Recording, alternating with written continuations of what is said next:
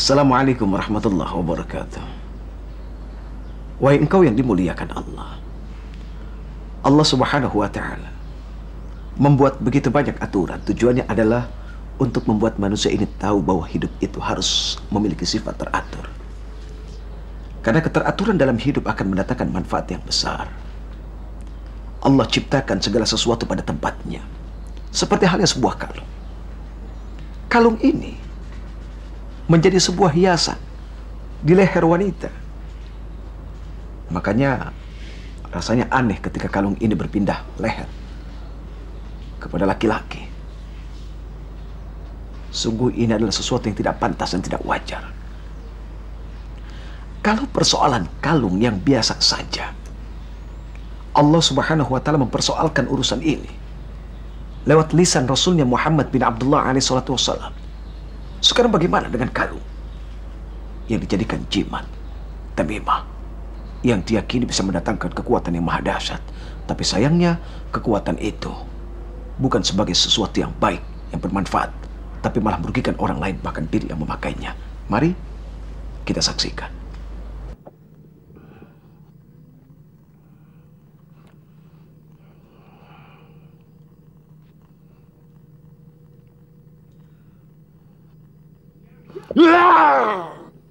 Sesuatu yang gaib, yang hidup abadi dalam kegelapan, yang berpusingan antara nyata dan tiada. Datanglah, datanglah menjatuh dalam diriku, menjatuhlah dalam diriku, dalam kekuatan yang tiada tandingannya.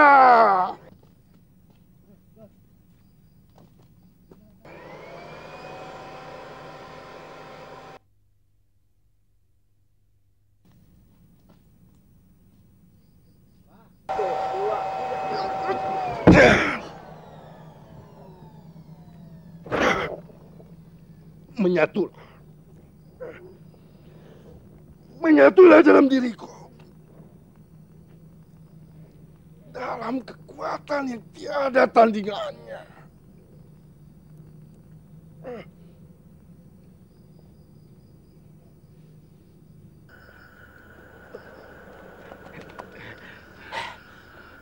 Ini malam pertama Jamari bertapa di hutan untuk mengasah ilmu kesaktiannya.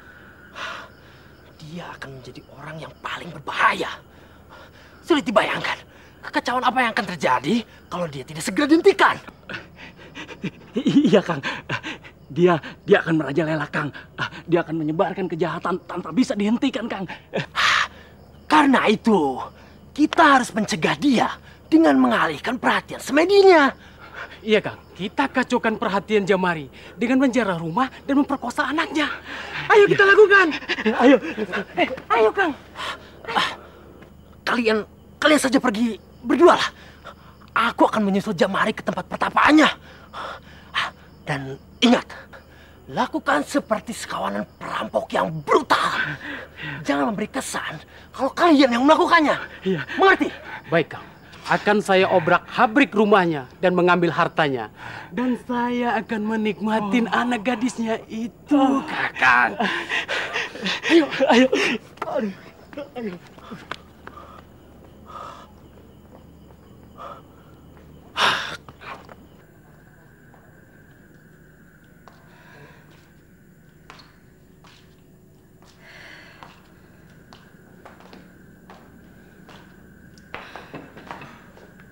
Nggak biasanya aku gelisah begini. Mestinya aku nginep di rumah Mang Jawari saja.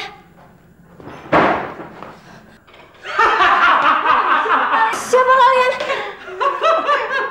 Ternyata anaknya Jamari bernyali besar juga seperti bapaknya. Kalian mengenal aku, berarti kalian baru kampung ini. Mau apa kalian? Goblok kamu. Kenapa kamu tadi basa-basi? Jadi ketahuan tuh. Aku kenal suaramu. Kamu Mang Kodir kan? Kau sendiri yang tolong, Kodir. Sudah tidak ada gunanya lagi pakai topeng. Kau sudah mengenali aku. Maka itu kau harus mati. Ayo.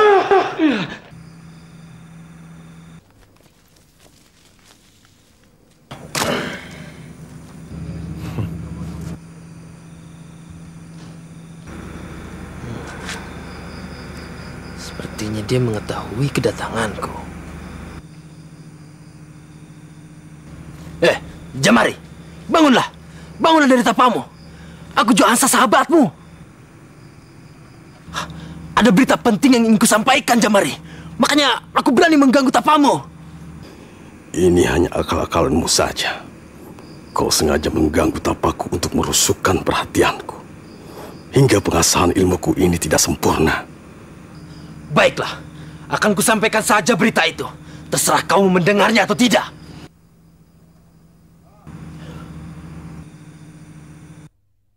Anak perempuanmu celaka, Jamari. Rampok telah memasuki rumahmu, Jamari. Dan mereka berjumlah banyak. Tidak kusangka, anak Jumari liar juga. Tapi sekarang sudah tidak liar lagi, nak. Oh. Gimana? Mati? Belum, Kang. Lumayan, Kang. Kita masih bisa menikmatinya, Kang. Ayo, Kang. Ayo, Kang. Ayo, Kang. Kang, gua duluan, Kang. Ayo kita nikmatin, Kodir. Aku tidak bisa menolongnya, Jamari. Mereka membunuh dan menodai anakmu. Inilah saatnya.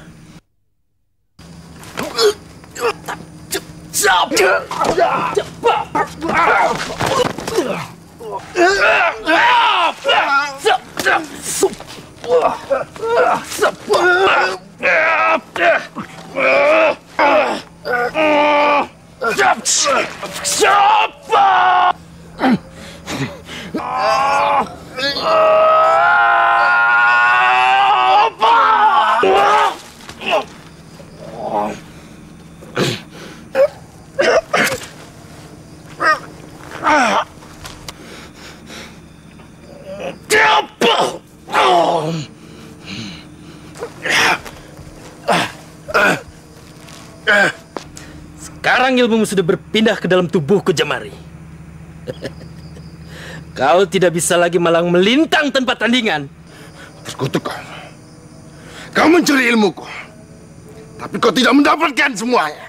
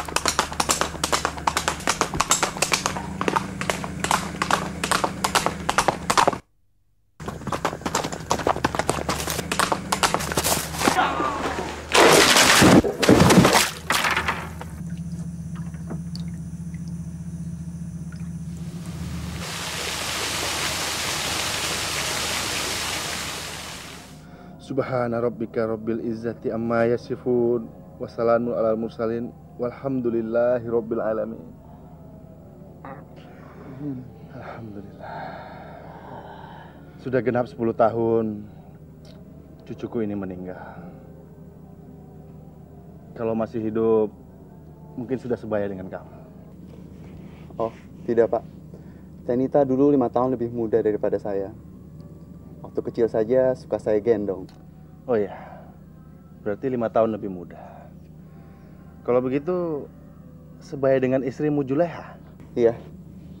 Tenita dulu teman main Juleha sejak kecil. Saya tidak pernah menyesalkan kematian seseorang yang telah ditetapkan oleh Allah Subhanahu wa Ta'ala. Cuma cara kematian keponakanku ini sangat memilukan.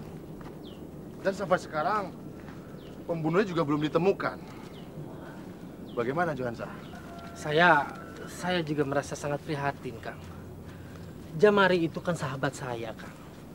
Berarti Nita juga sudah seperti keponakan saya sendiri, Kang. Makanya saya ikut ziarah ke makamnya Nita setelah 10 tahun dia meninggal. Itu juga karena rasa prihatin dan perasaan berduka yang sedalam-dalamnya, Kang, atas kematian Nita. Setauku kalian mah bersahabat dengan saudara kembarku. Ya, Kamu kan sama Jamari seperti saudara sendiri. Akang tahu sendiri bagaimana aku dengan almarhum Jamari, Kang. Almarhum? Kita kan tidak tahu dia meninggal atau belum. Ya, tidak, Kang. Tapi bagaimana ya? Jamari itu kan sudah menghilang 10 tahun, Kang. Dan sekarang kita tidak tahu di mana keberadaannya. Ya, dia hilang saat betapa waktu mengasah ilmunya. Dan sampai sekarang saya tidak tahu keberadaannya di mana. Ya, saya juga tidak tahu, Kang. Tapi yang saya tahu sepertinya kita akan jadi besan, Kang. Besan? Lukman mah sudah punya istri. Sementara abangnya sudah lama meninggal. Bagaimana bisa jadi besan, Johansa? Ya bisa, Kang. Imron, Pak, yang bakal menjadi menantunya Pak Zuansa. Oh iya, Imron cucuku. Iya. Anak abangnya Lukman? Iya, Kang, iya. Aku tidak tahu. Anak Mulasri bisa ketemu dengan cucuku. Setauku, Imron kuliah di Bandung. Lastri anakku juga kan kuliah di Bandung, Kang. Katanya sih mereka ketemu di sana. Dan kebetulan si Lastri sekarang lagi liburan di kampung. Terus katanya sih Imron juga mau datang. Aku benar-benar tidak tahu. Dasar anak muda, senangnya mempermainkan orang tua. Imron cucuku sekalinya pulang kampung malah bukan pengen lihat kakeknya. Malah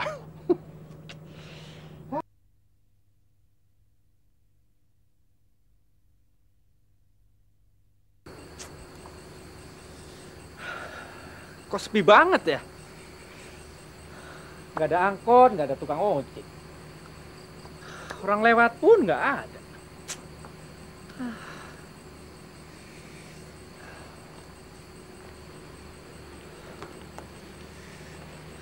Desa macam apa ini? Baru jam segini, sudah tidak ada kendaraan. Masa gua harus jalan kaki? Gempor dong di kaki.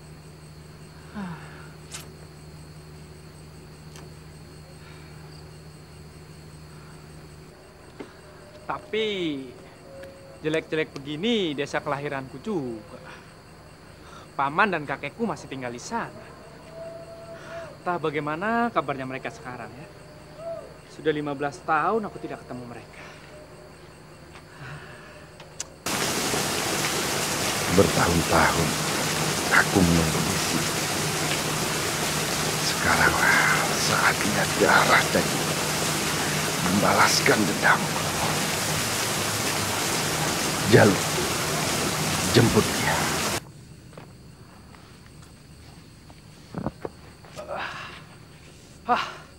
Demi cinta, jalan kaki ku jalani.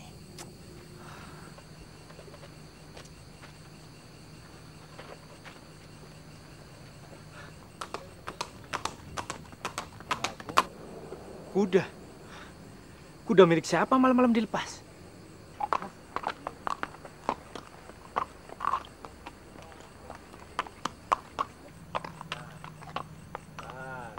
Nah, berhenti tuh kuda. Wah, ngejek nih kuda. Kuda punya siapa ya?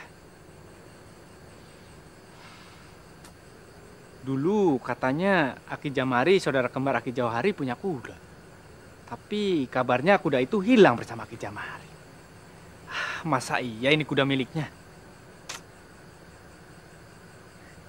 Loh, kudanya nggak mau pergi. Nggak ada salahnya aku naik kuda ini. Aku juga kan perlu tunggangan ke rumahnya Aki Jauhari.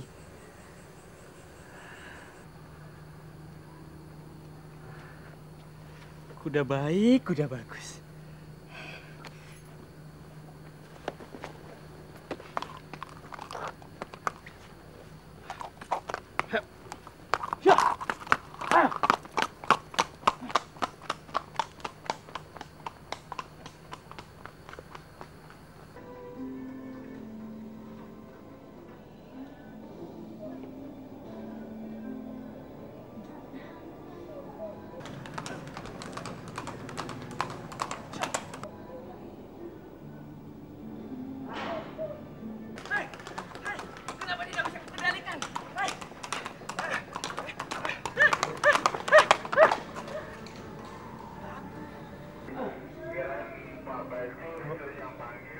Itu apa? Itu kuda betulan. Bapak tadi melihat itu juga kan? Itu kuda hantu, Pak. Saya asli orang sini, jadi saya tahu itu kuda hantu.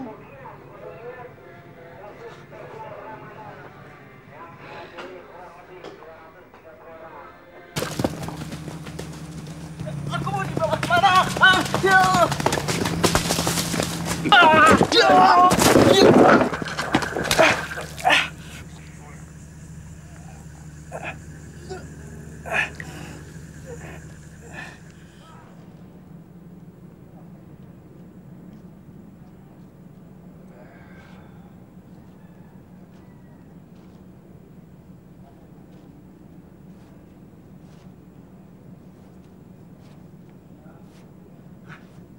Astagfirullahaladzim. Man! Lukman! Man! Kesini! Cepat! Ada apa, Pak? Coba kamu lihat siapa?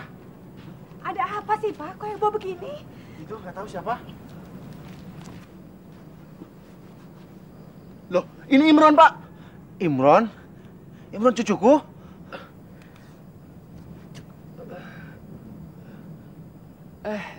Aki, Kamu kenapa, Ron? kenapa saya berada di sini? Bukannya saya masuk ke dalam jurang?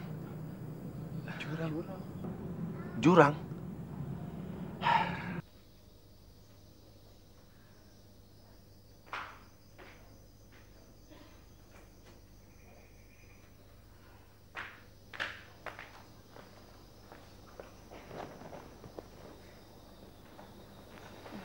Yang lagi nunggu pacar. Ani sampai kaget, sampai gelisah gitu. Udah, nggak usah tungguin. Nanti juga datang kok. Oh iya nih, aku harus manggil kamu Ani atau Ibu? Ya, Ani juga nggak apa-apa. Seperti saat dulu, saat kita sama-sama masih sekolah. Tapi kamu kan sekarang udah jadi istri ayah. Ih, aneh juga ya rasanya kalau aku harus panggil kamu Ibu. Gimana sih ceritanya kamu bisa menikah sama ayah? Ya, mungkin karena nasib atau juga karena kutukan. Kutukan? Kutukan apa? Jamari yang mengutuknya.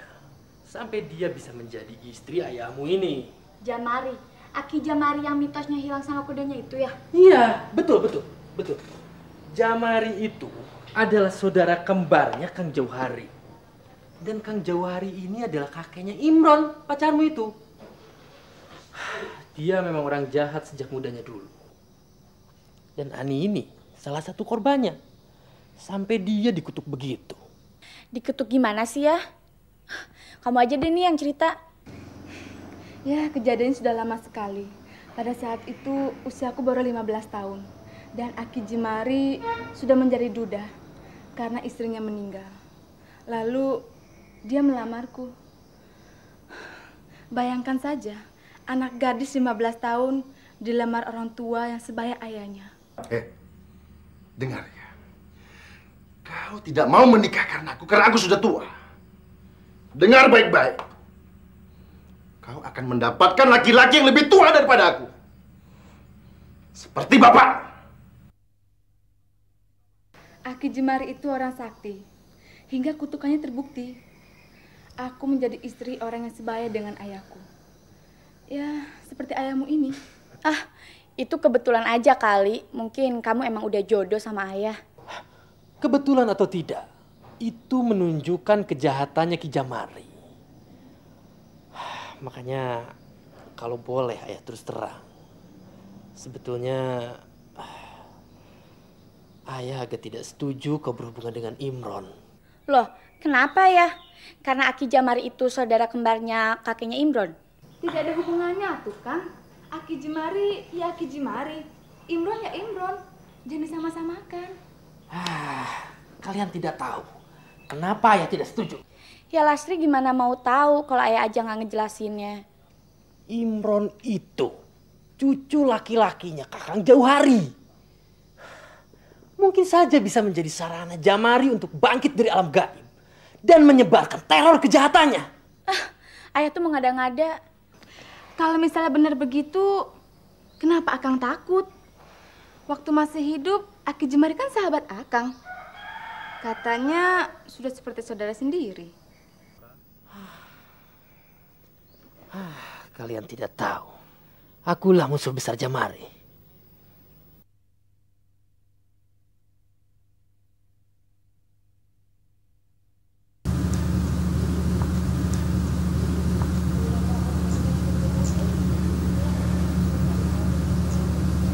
Semalam kuda itu membawa aku ke sini. Ada apa sebenarnya? Akan kuperiksa ke bawah.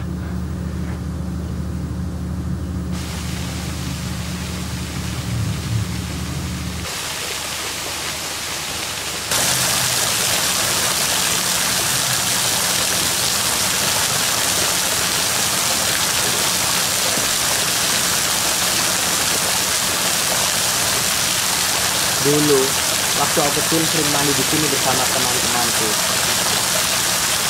Semalam, kuda gaib itu menceburkan aku ke sini. Ada misteri apa ini sebenarnya?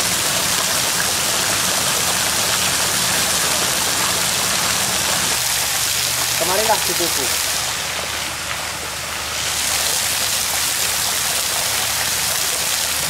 Kemarilah cucu. Kemarilah.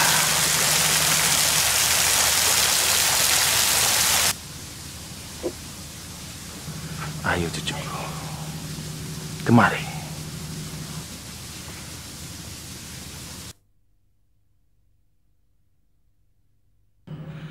Ambillah kalung ini. Ambillah. Sekarang kalung ini menjadi milikmu. Ayo ambil. Ambillah kalung ini. Ayo ambil.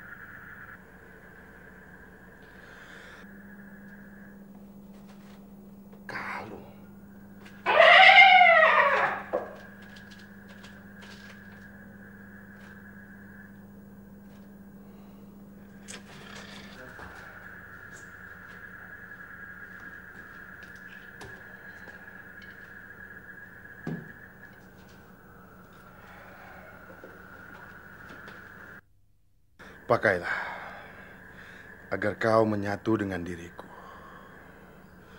Ayo pakai. Pakailah.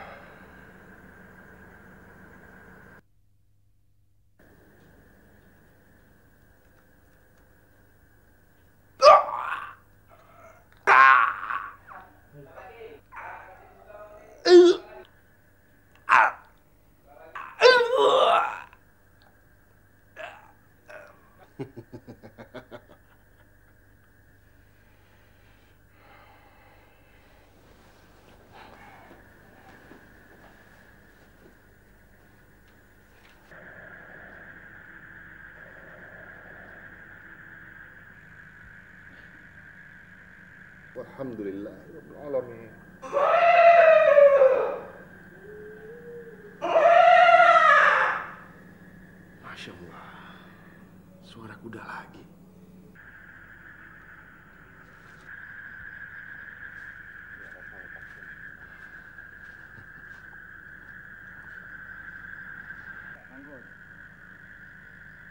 Ayo Jam, kita jalan.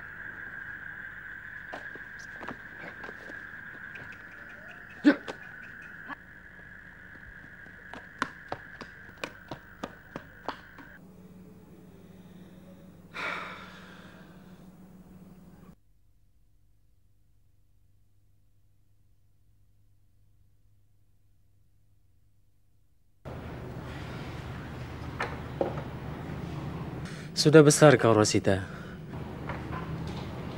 Sayang, ibumu tidak sempat melihatmu dewasa. Kau cantik seperti dia, nak.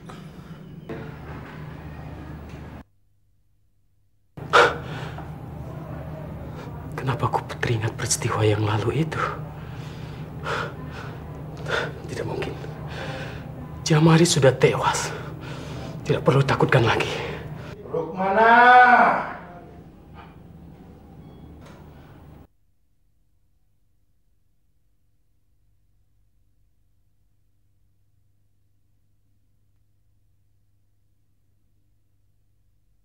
Tidak mungkin. Kau sudah tewas. Dendam dan pembalasan tidak akan pernah mati. Mana anak? Tentu sudah sebaya dengan Nita anakku kan? Kau mau apa dengan anakku? Seperti yang telah kau lakukan terhadap anakku Nita. Tidak. Tidak. Jangan. Jangan. Ada apa ya?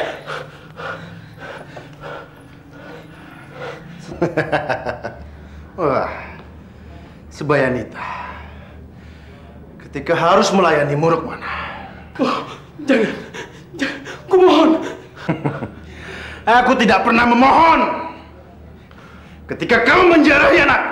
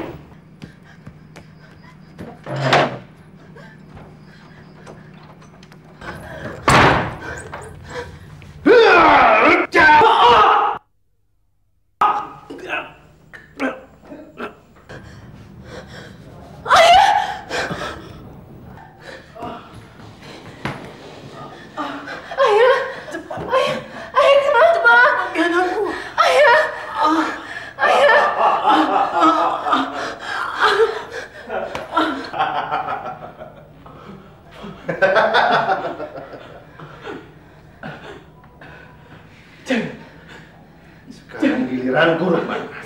Jangan.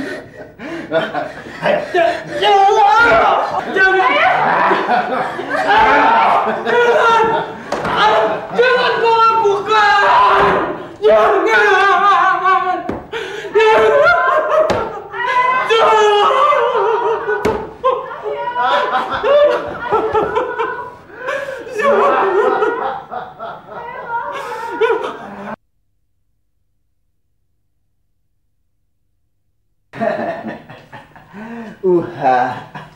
Jauh hari. Kamu masih terlihat muda. Apa kabar? Alhamdulillah. Ya, kamu juga masih kelihatan sangat muda. Kamu bisa saja. Aku sudah tua begini dibilang masih muda. Iya. Maksudku lebih tua daripada kakekku. Uha, Ngomong-ngomong, sudah berapa tahun kita tidak bertemu? Ya, mungkin 5 atau 6 tahun ya. Aku pun sudah lupa. Oh ya, kau masih sendiri dengan usia setuamu ini? Setua ini? Tadi kau bilang aku masih muda, Wah. Iya. Iya, maksudku kau semuda ini, ha? Tapi Jelani, aku datang ke sini ada urusan penting. Masalah apa, Wah? Masalah apa yang membuatmu menemuiku? Masalah cucuku, si Imron. Ia bertingkah laku aneh setelah ia pulang dari jurang.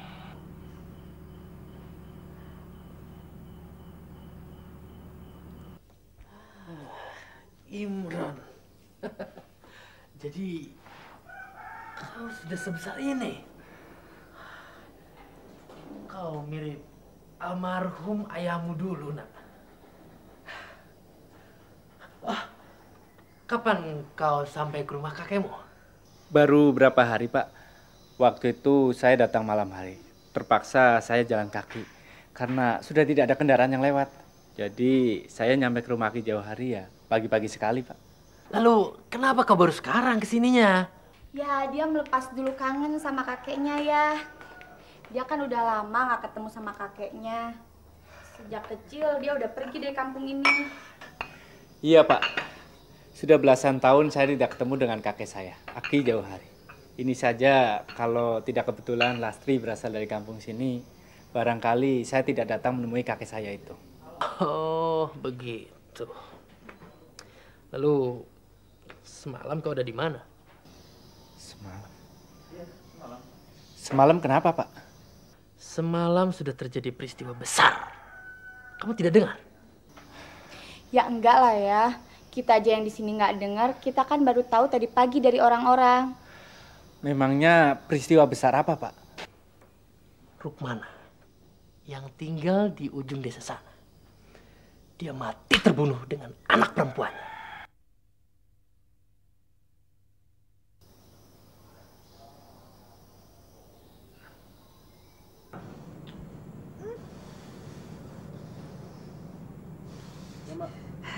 Kotoran kuda?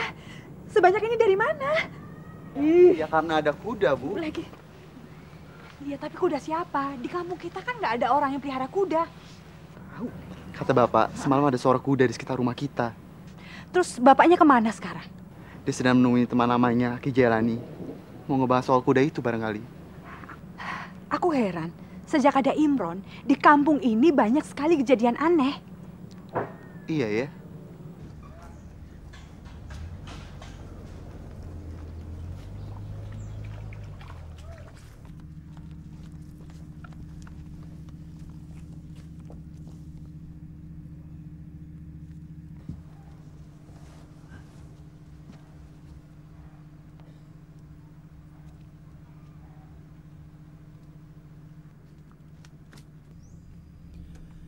A'udzubillahi minasyaitonirrajim. Bismillahirrahmanirrahim. Alhamdulillahi rabbil alamin. Arrahmanirrahim. Maliki yaumiddin. Iyyaka na'budu wa iyyaka nasta'in. Ihdinas siratal mustaqim. Siratal ladzina an'amta 'alaihim ghairil maghdubi 'alaihim waladdallin. Amin ya Allah.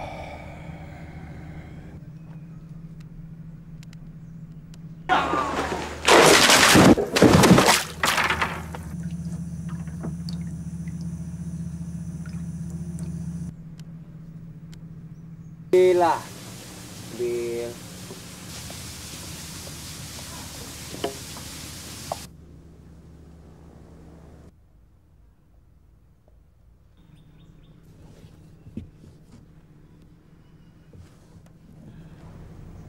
Saudara kembarmu dan kudanya pernah mengalami kecelakaan di jurang ini. Masya Allah. Jamari. Dan aku juga melihat cucumu sudah mengambil kalungnya. Pantas si Imron berlaku aneh semalam. Sebaiknya Kita cari kerangkanya, lalu kita kuburkan dengan baik. Ayo. Ya.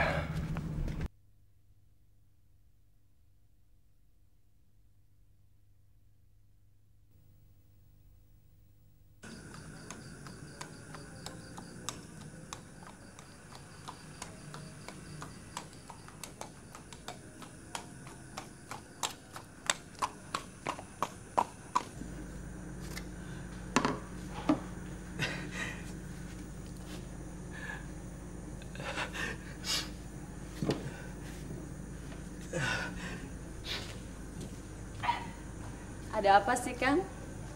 Malam-malam gelisah amat, bawa golok segala. Enggak. Akang lagi bingung aja. Bingung kenapa sih, Kang? Ya mari. Maksudku, semalam Rukmana dan anak perempuannya dibunuh orang. Kamu tahu kan, Rukmana itu teman baikku sejak muda dulu. Tahu sih, Kang. Tapi kenapa Akang yang jadi belingsatan begitu? Kamu tidak tahu ya? Tidak tahu. Rukmana itu... Sudahlah, kau memang tidak tahu. Ih, si Akang teh ngomongnya jadi nggak jelas centrungannya begitu. Ya saya tidak tahu tuh, Kang. Dasar perempuan!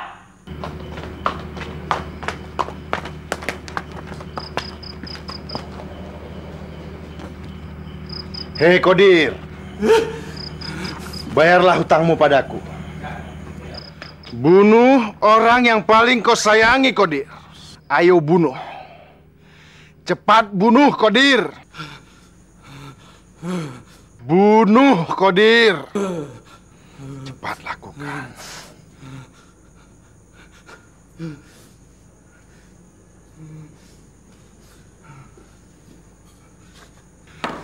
Bunuh orang yang paling kau sayangi, Qadir. Bunuh, Qadir.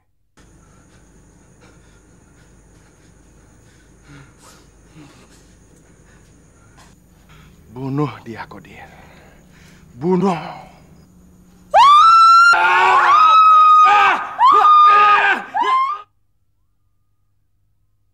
Ayo, bicaralah kepadaku, Qadir. Bicaralah.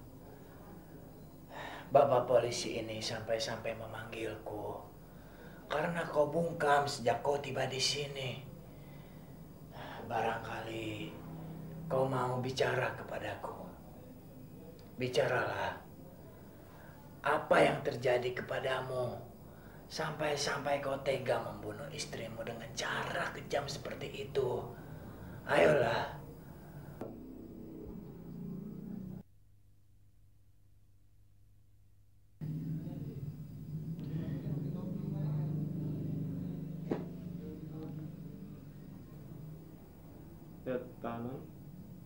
Aku hanya ingin melihat saja. Katanya ada orang yang membunuh istrinya dengan kejam. Kamu kan temanku, jadi aku bisa enak kesini dengan enak kan? Boleh-boleh saja. Di dalam juga ada Aki Jailani. Hah?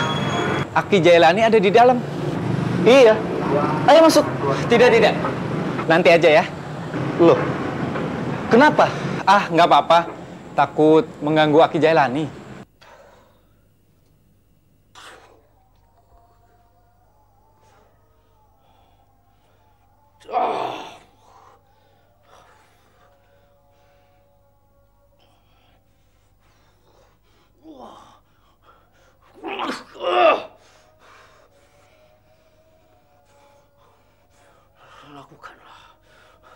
Lakukanlah sekarang. Lakukanlah sesuai permintaanku. Kamu tetap tidak mau bicara, Qadir. Kenapa kamu bunuh istri kamu dengan cara kejam seperti itu? Hah?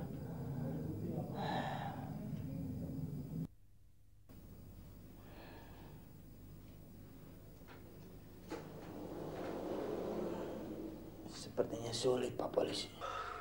Lakukanlah sesuai permintaanku. Lakukanlah sesuai permintaanku.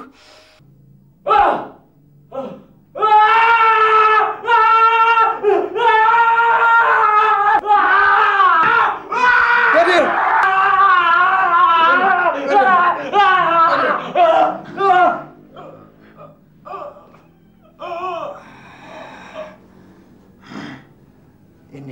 kiriman seseorang. Ada yang menginginkan dia tidak bicara kepada kita. Sebaiknya kau pulang ke Bandung sekarang juga, nak. Loh, emang kenapa sih ya? Pokoknya kau harus pulang. Aku tidak bisa menceritakannya sekarang. Kan udah sore ya. Gampang. Kamu tinggal naik ojek sampai ke Banjaran. Setidak-tidaknya kamu bisa keluar dari kampung halaman ini, nak. Biar si Sarpan yang mengantarmu.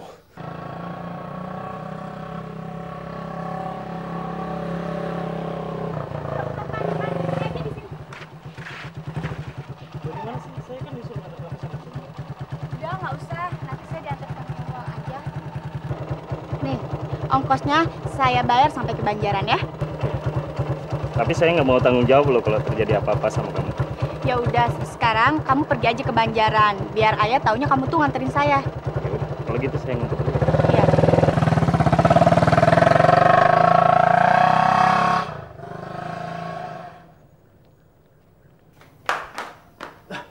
Ada apa, Kang? Sudahlah. Kita tidak ada waktu untuk menjelaskannya. Soalnya anak Lasri dalam bahaya. Bahaya? Bahaya apa, Kang? Orang Lasri dari tadi sore itu sudah pulang ke Bandung. Iya, Imron sekarang membawanya ke hutan. Hah? Imron dalam wujud Jumari. Imron? Imron dalam wujud Jamari? Iya, lebih baik lakukan sesuatu untuk menyelamatkan anakmu dan cucuku. Sekarang Jelena lagi mengikuti mereka. Kau pasti tahu di mana tempatnya, kan? Saya tahu, Kang. Kita berangkat sekarang.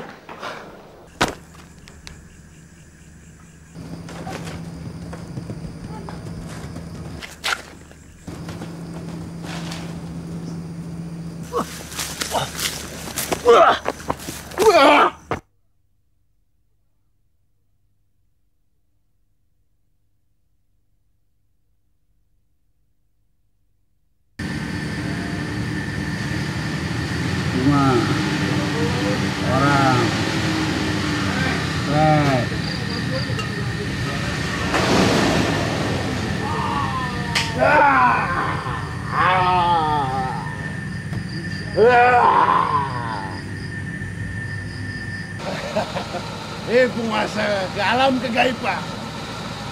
Kupersembahkan perawan ini untukmu, untuk menjadi kekuatanku yang tiada tandingan.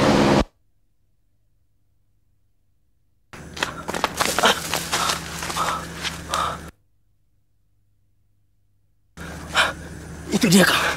Ayo. Hentikan perbuatanmu, manusia iblis. Hei, manusia rendah. Kau menggangguku lagi. Ya. Jangan banyak bicara. Hadapi dia.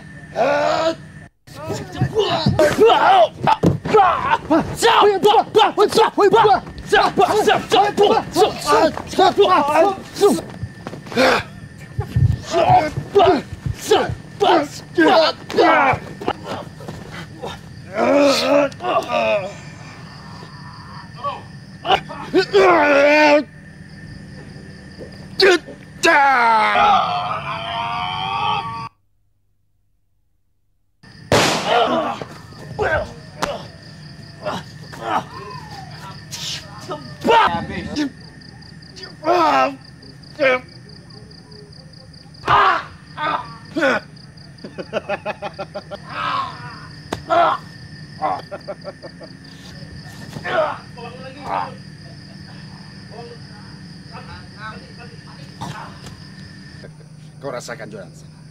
Kau takkan bisa menang melawanku.